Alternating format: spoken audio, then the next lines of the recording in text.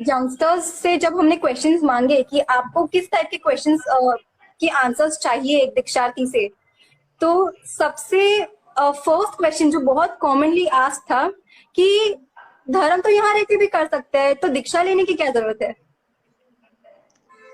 यहाँ रह के जो धर्म हम कर सकते हैं, उसके ऊपर लिमिटेड, वो हम सिर्फ लिमिटेड एरियाज में ही, जैसे दान कर लो आप या हेल्प कर लो किसी को, तो एक लिमिटेशंस आ जाते हैं। यहाँ पे रिलेशंस के भी लिमिटेशंस आ जाते हैं, जैसे कि अभी मैं किसी की डॉटर भी हूँ, मैं किसी की सिस्टर भी हूँ, मे बी फ्यूचर में किसी की वाइफ होती या किसी की मदर होती, तो वो रिलेशंस के अलग साइड, अंदर other side of the world अगर हम देखें, तो स्पिरिचुअलिटी पाथ पे आगे बढ़ने के लिए और अपना 100% देने के लिए ये सबको छोड़ना बहुत इंपॉर्टेंट पार्ट बन जाता है।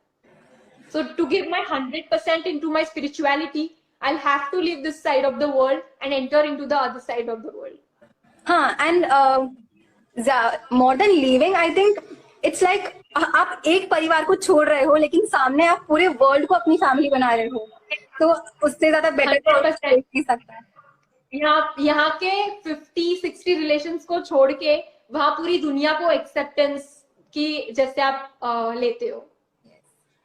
सो नेक्स्ट क्वेश्चन ये था कि काफी यंगस्टर्स को ये लगता है कि जब हम दीक्षा लेते हैं, जब एक पुण्यशाली आत्मा दीक्षा लेते हैं, तो जो धर्म के साथ धर्म को स्प्रेड करने के जो साधन है वो बहुत लिमिटेड हो जाती है।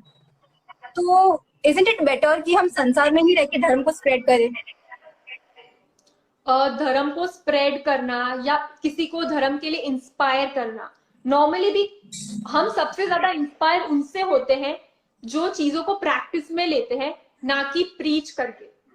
मैं यहाँ सबको बोलूं कि आप ये करो वो करो, और दूसरे साइड में खुद ही वैसी लाइफ जीऊं, तो वो ज्यादा इंस्पिरेशन होगी। मुझे कहने की जरूरत नहीं पड़ेगी, मेरी लाइफ से अपने आप इंस्पायर हो जाएंगे सब लोग। Just like So rather action than more than preaching, words. practicing acts more into this. और एक बहुत भावुक क्वेश्चन था जो यंगस्टर्स पूछ रहे थे कि आप दीक्षा लेके चले जाओगे, आप इतने अपने फैमिली के इतने लाडले हो, तो अगर आपके पापा मम्मी भाई बहन आपकी फैमिली मेंबर्स, उनको वो तो अभी तक संसार में है, वो तो अभी तक मोह के बंधन में है, तो उनको आपकी याद आएगी तो वो आपको मिलने कैसे बुलाएंगे। अगर आपकी शादी हो जाती तो वो अपनी मर्जी से आपको कभी भी मिलने बुला सकते थे, लेकिन आप दीक्षा लेके चले जाओगे फिर तो आप अपनी मर्जी से। अगर उनको मेरी याद आएगी तो मैं नहीं आ सकती, पर वो तो आ सकते हैं ना। मैं जहां पे भी, I be in the India only, उससे बाहर तो क्रॉस करके मैं जाने वाली हूँ नहीं। वो आएंगे and I try my best कि वो जब भी आए तो मैं उनको इस पाथ पे लाने के लिए इंस्पायर करूं। एंड यू नेवर नो, शायद आ भी जाए और मेरे साथ ही रहे।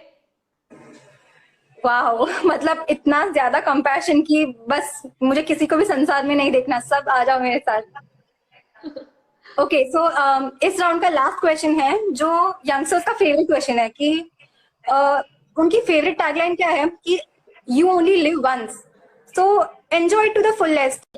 उनका ये जो माइंडसेट है कि एक ही तो लाइफ है तो फुल्ली एंजॉय कर लेते हैं ना, क्यों इतना कष्ट सहन करना। अगर आप बिलीव करो कि एक ही लाइफ है, तो हमें फिर एनालाइज करना चाहिए कि रियल हैप्पीनेस ही हमें मिले, तो रियल हैप्पीनेस किस में है। तो करंटली हम जिस चीजों में हैप्पीनेस है वो बिलीव करते हैं, जैसे कि फूड है, ट्रैवल है, क्लोथिंग है, पार्टीज है। तो जैसे कि if you talk about food, तो मैंगो का सीजन चल रहा है, तो अभी स्टार्टिंग है, तो जो एक्साइटमेंट से मैंगो हम खाते हैं, धीरे धीरे दैट गोज अवे, धीरे धीरे फिर चला जाता है। तो जैसे फिर ये फूड का हो गया कि खा खा के आप कितना खा लोगे। Even if you like your favourite exotic food is for example pasta, Italian, तो आप कितना खा सकते हो? एक महीना स्ट्रेट आप खाओ तो फिर उससे थक जाओगे। दैट, इसका क्लियरली मतलब पता चलता है कि उसमें हैप्पीनेस देने की क्षमता है ही नहीं। इट वॉज अवर इल्यूजन कि हमने सोचा कि वो हैप्पीनेस देता है। Same for clothing, same for travel, same for other all the things that we consider as happiness here.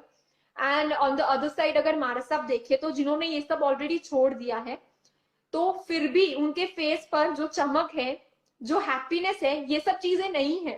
तो वो जो है ना, दैट इज रियल हैप्पीनेस। उनके जो सोल का सोल से जो आता है, that is the real happiness. तो तो हम यंगस्टर्स को ये एनालाइज करना बहुत जरूरी है कि रियल हैप्पीनेस क्या है। बहुत लोगों को लगता है कि ये बिहार लोच all these are very difficult, मतलब कैसे मैनेज करेंगे ये सब? तो what do you have to say for that? Okay, तो अगर यंगस्टर्स की नजर से अगर ये सब चीजें देखें, विहार करना, no fix place, no fix food, एक एडवेंचर के जैसे ही हो गया कि मुझे, मैं दीक्षा ले रही हूँ, मुझे नहीं पता कल मुझे मुझे कहाँ जाना है, मुझे क्या खाना है, मुझे क्या करना है। तो आजकल के यंगस्टर्स में एडवेंचर का बहुत क्रेज है। So this is very very similar to an adventure. तो स्पिरिचुअलिटी में भी अगर एडवेंचर से आगे बढ़ने को मिले तो उसका तो मजा ही कुछ और है।